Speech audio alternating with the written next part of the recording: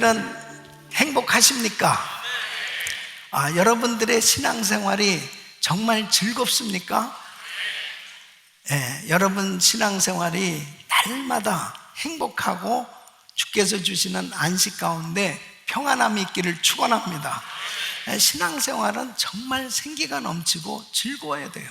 신앙생활하면서 정말 항상 기뻐할 것에 대해서 성경은 분명히 말씀하고 있습니다.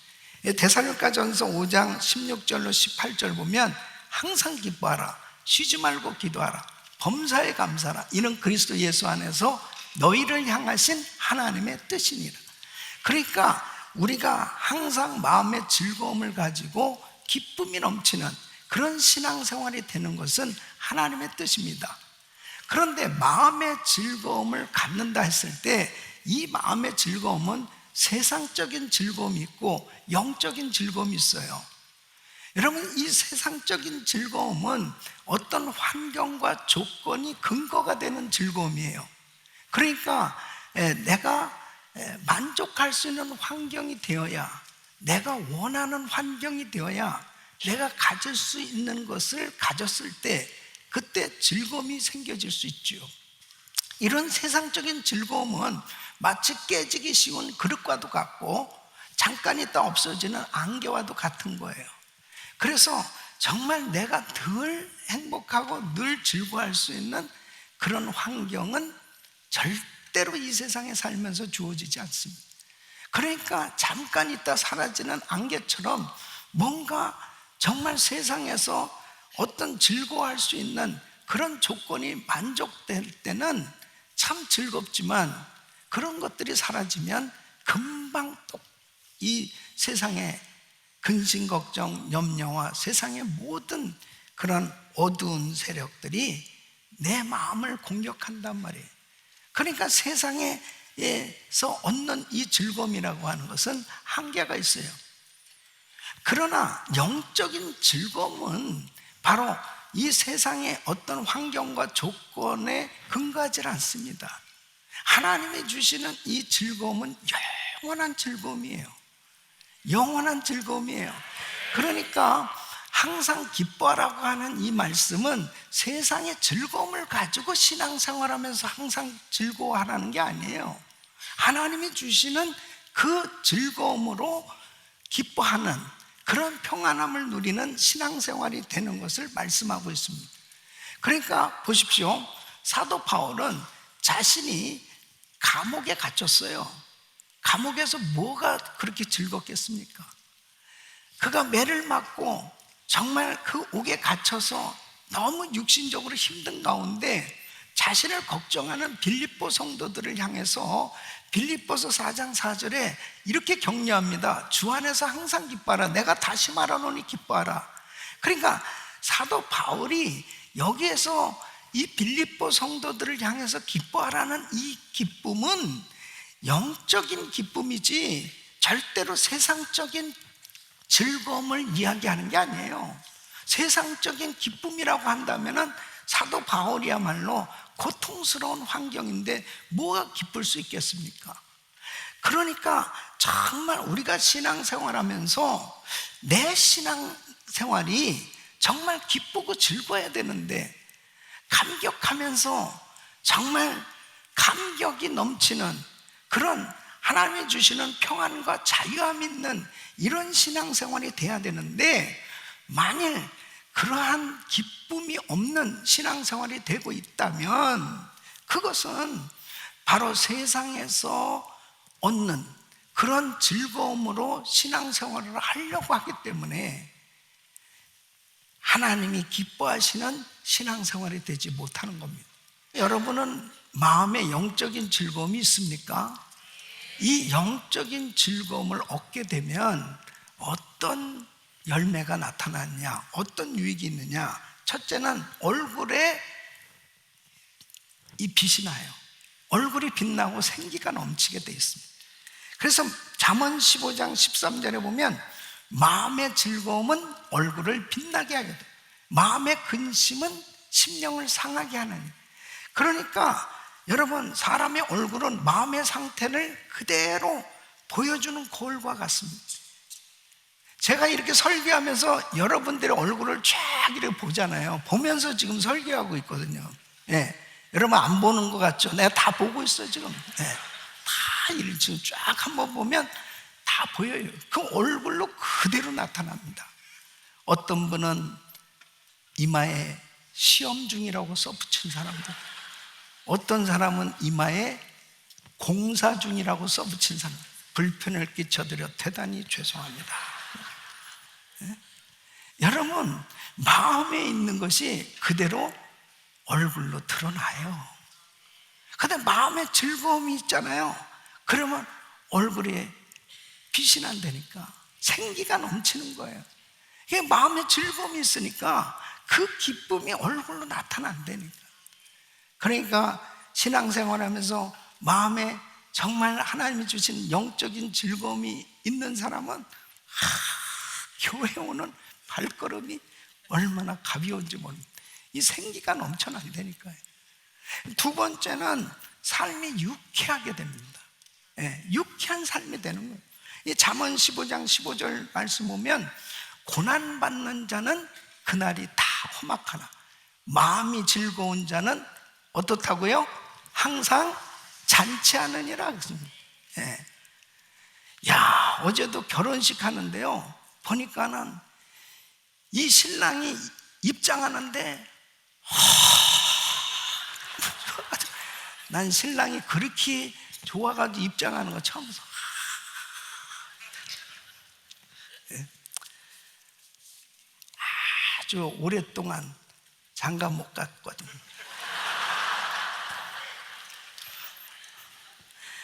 이 잔치집이라는 것은요, 유쾌하잖아요. 그러니까 교회는 잔치집이 돼야 되는 거예요. 잔치. 그러니까 참 교회 오는 성도들이 와, 잔치집에 참석하는 것 같이 그렇게 마음의 즐거움을 가지고 막 달려올 때, 아, 얼마나 정말 그 모임이 행복하겠습니까? 오늘도 가야 되냐? 가야 돼. 장례식 분위기가 나면 안 되는 거예요. 많은 사람들이 그래요. 아, 은혜교회 교인들은 참 밝아요. 그래요. 네, 밝아요. 네? 여러분 정말 잔치집이 될 수 있기를 바라요. 여러분 마음에 항상 잔치하느니라. 그 마음에 즐거움이 있단 말이에요. 세 번째는 이 마음에 즐거움이 있으면 영육이 건강하게 되는 겁니다. 자, 오늘 이 본문 말씀 잠언 17장 22절 말씀은 마음의 즐거움은 양약이라도 그랬습니다. 마음의 즐거움은 약이 된다는 뜻이에요. 이 심령의 근심은 뼈로 마르게 하느니라. 모든 만병의 근원이 스트레스입니다. 마음의 근심, 마음이 불편하고 괴롭잖아요. 이게 다 병이 되는 거예요. 그래서 마음에 즐거움이 임하면 이 모든 스트레스가 다 날아가는 것입니다. 여러분 마음에 즐거움이 임하기를 축원합니다. 마음의 즐거움은 질병을 치료하는 중요한 비결입니다. 그래서 여러분 마음에 정말 즐거움으로 충만할 때 모든 병도 다 고침받게 될 줄 믿습니다. 그래서 마음의 즐거움을 얻는다는 것은 그냥 이론적인 게 아니에요. 하나님께서 부어주시는 이 영적인 즐거움, 이 마음의 즐거움은 내가 만드는 게 아니에요. 내가 간직하는 게 아니에요. 하나님께서 공급해 주셔야 돼요. 그러니까 하나님께서 주시는 이 영적인 즐거움으로 충만하시길 축원합니다. 그러니까 사도 바울은 자기가 감옥에 갇히고 죽음을 앞두고도 자신을 걱정하는 사람들을 향해서 기뻐하라고 그렇게 외칠 수 있었던 거, 그건 자기 자신이 정말 즐겁기 때문이거든요. 영적인 즐거움이 그의 심령이 흘러넘치니까 정말 그의 마음 가운데 하나님을 향해서 이 평안함을 가지고 있었기 때문에 그렇게 말할 수 있어요.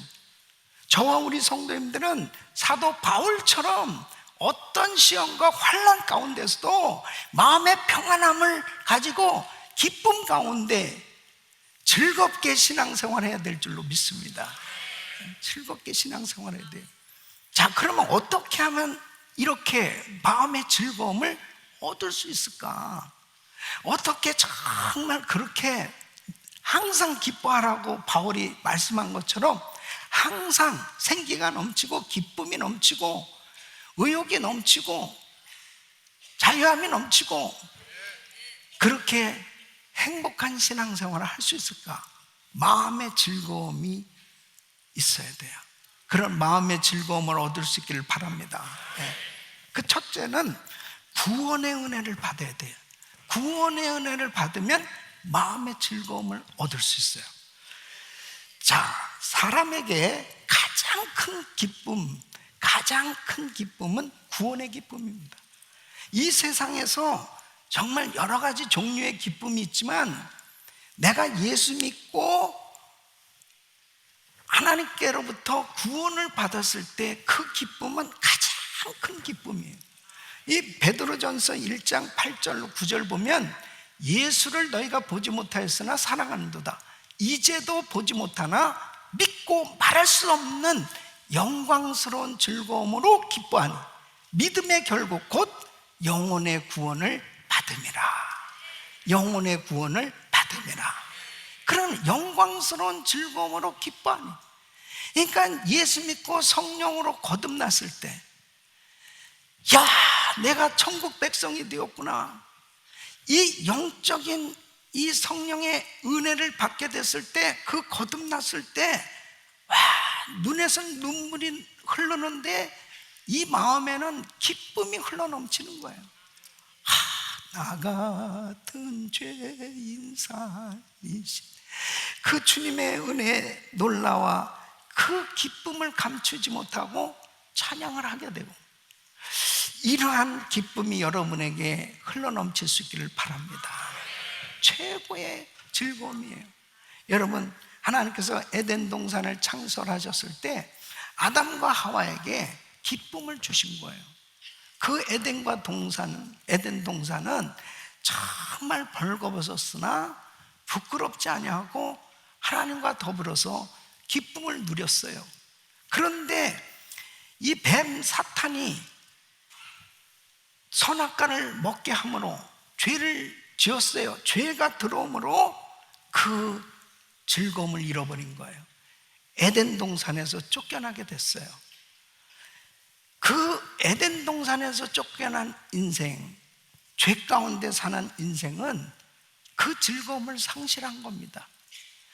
예수님께서 다시 그 죄 문제를 해결하시기 위해서 다시 그 에덴 동산의 즐거움을 회복시켜 주시기 위해서 새 에덴의 은혜를 주시고자 우리 예수님 이 땅에 오셔서 십자가를 지셨고, 십자가에서 모든 죄를 다 담당하시고 예수를 믿게 되었을 때 예수 안에서 다시 회복된 줄로 믿습니다. 그래서 예수 안에서 이 구원의 은혜를 받게 됐을 때 그때 비로소 영적인 그 마음의 즐거움을 누리게 된 거예요. 그러니까 다른 어떤 것으로 즐거움을 얻는 것이 아니고, 내가 예수 믿고 죄사함 받고 성령으로 거듭날 때 하나님께서 구원의 은혜를 주심으로 그 마음에 즐거움이 임하게 되는 줄 믿습니다. 그런데 중요한 것이 뭐냐면, 목사님, 저는 과거에 저도 똑같이 그렇게 예수 믿었을 때 즐거웠어요. 행복했어요. 그래서 정말 열심히 예배 참석하고 교회 열심히 다녔어요. 그런데 지금 그 영적인 즐거움이 없어졌다면 그것은 문제거든요. 그것은 잘못된 거예요. 어떤 사람은 그걸 이렇게 이야기하는 사람이 있어요. 아이고, 예수 믿으면 그때는 기뻐. 근데 이제 약기운이 떨어질 때가 있어. 그러면 그때 가면 이제 또다시 또 돌아가. 그런 사람이 있어요. 그거는 잘못 믿는 거예요. 어떤 사람은 제가 너무너무 기뻐요. 너무너무 좋아요. 그랬더니 아직도 좋아? 그렇게 좋아? 그럼요. 이상하네. 약기운이 떨어질 때가 됐는데. 그게 마치 다운되고 이제 그렇게 그냥 세상적으로 살아가는 게 그게 정상이요? 아니요. 예수 믿으면 항상 기뻐해야 돼요. 항상 기뻐해야 돼요. 항상 정말 이 기쁨과 즐거움 가운데 생기가 넘치는 신앙생활이 돼야 되는 거예요.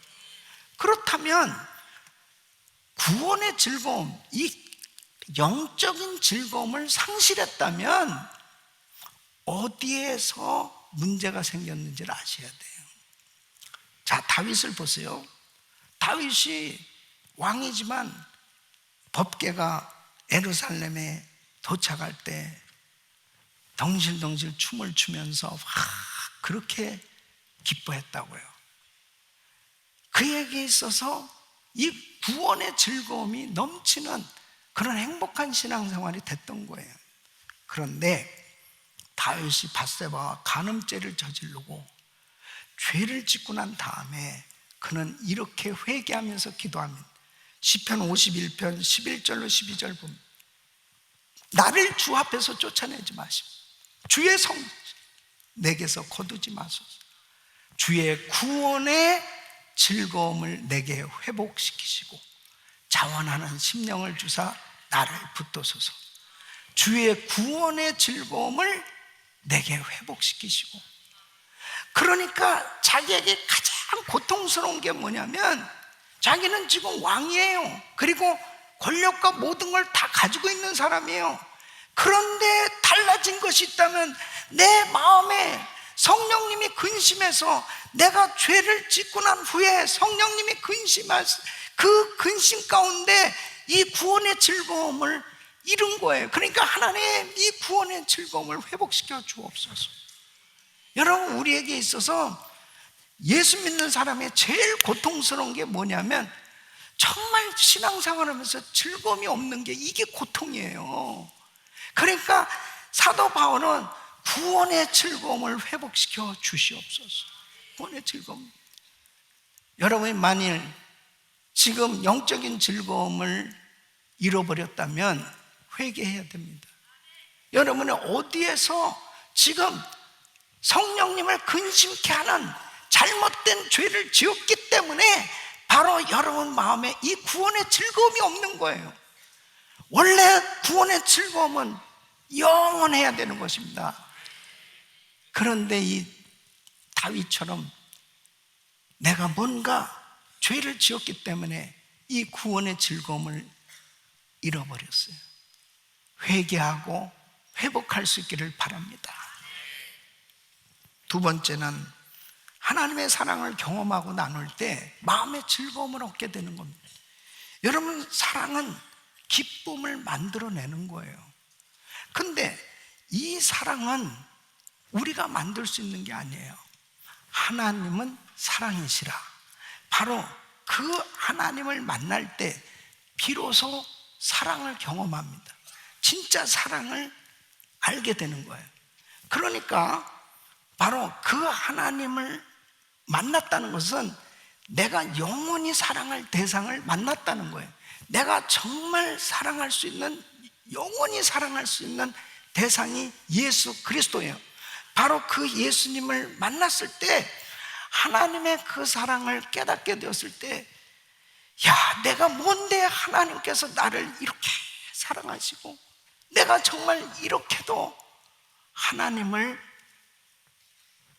사랑할 수 있는, 그 교제할 수 있는, 그리고 하나님을 예배할 수 있는 이런 은혜를 받을 수 있는 이 마음의 기쁨이 충만하게 되지 않습니까?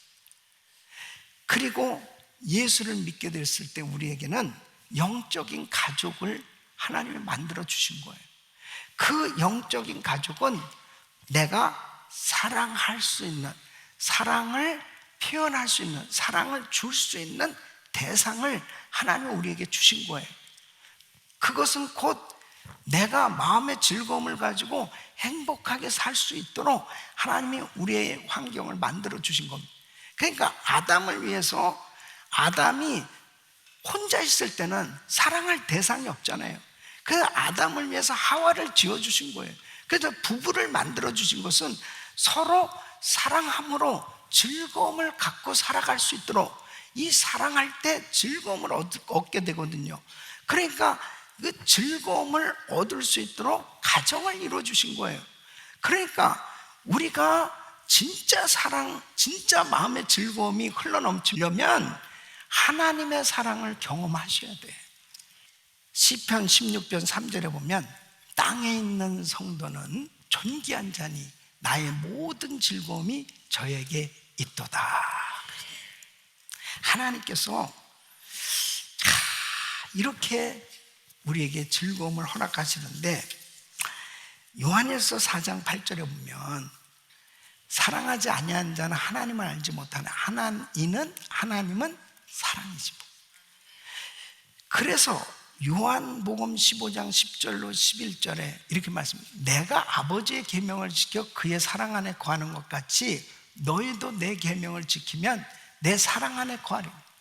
내가 이것을 너희에게 이름은 내 기쁨이 너희 안에 있어 너희 기쁨을 충만하게 하려 함이니라. 그래서 하나님의 이 약속의 말씀대로 서로 사랑하라, 이 사랑의 대상들을 하나님이 우리에게 허락해 주시고, 그리고 우리에게 정말 사랑할 수 있도록, 사랑을 표현하고 사랑을 나누며 살 수 있도록 이렇게 많은 선교지를 허락해 주셨어요.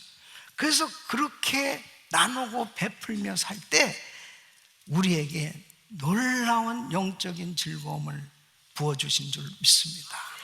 내가 많이 가지고 있어요. 내가 정말 가진 게 너무 많아요. 그러나 여러분이 나누지 않으면, 사랑을 표현하지 않으면 여러분에게는 영적인 즐거움은 없어요. 정말 하나님께서 여러분에게 그 주신 그 모든 것들을 어떻게 하면 그 사랑을 나눌까? 나누는 가운데 기쁨이 있다니까요. 그러니까 우리가 그 항공비를 들이고 많은 물질을 들여가면서 먼 선교지까지 가서 그렇게 섬기는 그 이유가 뭐냐면, 우리도 그렇게 사랑을 받았으니까, 그래서 이 사랑을 그들에게도 전해주고 싶은 거예요. 그런데 참 놀라운 것은 우리 돈을 쓰고 우리가 시간과 모든 걸 다 해서 가서 주는데 그렇게 기뻐. 이게 영적인 즐거움 아니겠습니까? 이게 영적인 즐거움이, 만약 그 영적인 즐거움이 없으면 그렇게 못하죠. 정말 사랑을 준다는 것은요, 하나님이 최고의 사랑으로 우리에게 예수 그리스도를 주셨는데, 바로 그 사랑으로 사람들을 섬길 때, 진실된 사랑은 반드시 수고가 따르게 되어 있습니다. 진실된 사랑, 바로 주님을 정말 진실되게 사랑하신다면 주의 일에 수고하게 돼 있어요. 정말 형제를 진실되게 사랑한다면 수고가 따르는 그러한 섬김이 이루어지게 돼 있습니다. 여러분, 사랑은 수고예요. 정말 하나님 앞에 그렇게 섬길 때 막 즐거움이 넘쳐나는 것입니다. 할렐루야. 자꾸 줘야 돼요. 나눠야 돼. 그럴 때 하나님이 주시는 그 즐거움으로 충만할 수 있습니다. 세 번째는 하나님께서 주시는 이 꿈과 비전이 있을 때 마음의 즐거움을 얻게 되는 거예요. 여러분, 인간의 모든 즐거움은 미래에 보장된 약속에서 오는 거예요. 그러니까 어떤 약속을 받았다. 하나님이 요셉에게 꿈을 주셨어요. 또 아브라함에게 비전을 주셨어요. 지금 현재는 보이는 것이 없고 아무것도 없는데, 이 약속된 이 미래가 딱 보장됐을 때, 하나님 말씀을 받았을 때 그들의 마음에 즐거움이 있는 거예요. 그 기쁨이 있는 거예요. 저와 여러분은 구원받은 우리 성도들에게는 바로 이 창세부터 요한계시록 하나님의 말씀을 통해서 이미 우리의 모든 미래가 보장된 약속이 주어진 줄 믿습니다.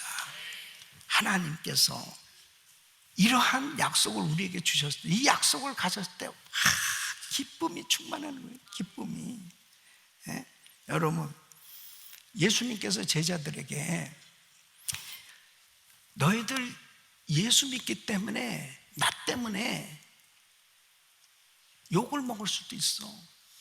그래도 절대 상심하지 마. 나로 인해서 욕을 먹으면 하늘의 상급이 클 거야. 이렇게 주님이 그들의 미래에 대한 그 약속을 하셨을 때 제자들은 그 약속이 있기 때문에 실망하지 않았어요. 그리고 하나님이 주신 그 즐거움을 잃어버리지 않았단 말이에요. 그래서 마태복음 5장 10절로 12절 보면 의를 위하여 핍박을 받는 자는 복이 있나니 천국이 저희 것입니다. 나를 인하여 너희를 욕하고 핍박하고 거짓으로 너희를 거스려 모든 악한 말을 할 때에는 너희에게 복이 있나니 기뻐하고 즐거워하라. 하늘에서 너희 상이 큼이라. 너희 상이 큼이라. 너희 전에 있던 선지자들을 이같이 핍박하였느니라. 기뻐하고 즐거워하라는 거예요. 하늘에서 너희 상이 크다. 사도 바울이 이제 감옥에서 죽을 날이 얼마 안 남을 정도로 그렇게 이제 순교 당하기 직전에 그는 이렇게 고백합니다. 디모데후서 4장 7절로 8절. 내가 선한 싸움을 싸우고 나의 달려갈 길을 마치고 믿음을 지켰어. 이제 후로는 나를 위하여 의의 면류관이 예비되었습니다. 주곧 의로우신 재판장이 그날에 내게 주실 것이 내게만 아니라 주의 나타나심을 사모하는 모든 자에게니라. 면류관, 그 미래, 그 영원한 천국에서 받을 그 면류관을 확신하고 있기 때문에 그가 그 엄청난 시험과 고난 가운데서도 마음의 즐거움을 잃지 않았어요. 우리 사랑하는 성도 여러분, 우리에게는 꿈과 비전이 있어요. 세계 선교가 마무리되면 우리 예수님 오시는데 우리가 하는 이 모든 일들은 분명히 천국에서 상을 받게 될 줄로 믿습니다. 그래서 요한계시록 22장 12절에 이렇게 말씀해요. 보라, 내가 속히 오리. 내가 줄 상이 내게 있어. 각 사람에게 그의 일한 대로 갚아주리라. 이 사실을 깨닫는다면요, 야, 정말 예수 믿고 그냥 천국 가는 것으로 끝나는 게 아니죠. 내가 주님을 사랑해서, 교회를 사랑해서 하는 이 수고가 너무 행복한 거예요. 너무 감사한 거예요. 하나님께서 상으로 축복해 주실 그 약속이 우리에게 분명히 확신되어지면요, 내가 이렇게 몸된 교회로 해서 주를 위해서 사역하는 이 모든 것이 앞으로 보장된 미래에 하나님께서 내게 주신 그 상급이라고 하는 이 확신을 가지실 때 여러분 마음에 즐거움이 넘치게 될 줄로 믿습니다. 우리 사랑하는 성도 여러분, 여러분은 날마다 행복한 신앙생활 되시길 축원합니다. 날마다 생기가 넘치고 즐겁고 기쁨이 충만해서 감격하는 그런 신앙생활이 되시길 축복합니다. 여러분 목사님을 볼 때 정말 즐거운 것 같아요? 네? 진짜예요? 그럼 정말 제가 쇼하는 게 아니에요. 네? 저는 정말 행복합니다. 예수님 때문에 행복해요. 영적인 즐거움이 있어야 우리는 행복할 수 있어요. 우리 모든 성도님들이 정말 이렇게 행복한 신앙생활 되시고 정말 기쁨이 넘치는 그런 신앙생활 되시길 예수 이름으로 축원합니다.